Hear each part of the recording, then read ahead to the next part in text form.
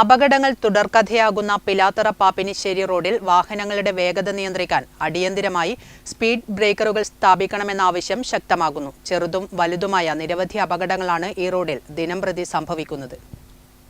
അപകടങ്ങൾ പതിവാകുന്നു. പിലാത്തറ പാപ്പിനിശ്ശേരി റോഡിൽ സ്പീഡ് ബ്രേക്കറുകൾ വേണമെന്ന ആവശ്യം ശക്തം. നൂറുകണക്കിന് ചെറുതും വലുതുമായ വാഹനങ്ങളാണ് ദിനേന ഇതുവഴി കടന്നു പോകുന്നത്. റോഡിലെ വാഹനങ്ങളുടെ അമിത വേഗതയാണ് പലപ്പോഴും വലിയ അപകടങ്ങൾക്ക് വഴിവെക്കുന്നത്. അപകട സാധ്യതയേറിയ മേഖലയായി മാറിയ ഈ പാതയിൽ അടിയന്തര നടപടി വേണമെന്നാണ് നാട്ടുകാരുടെ പ്രധാന ആവശ്യം.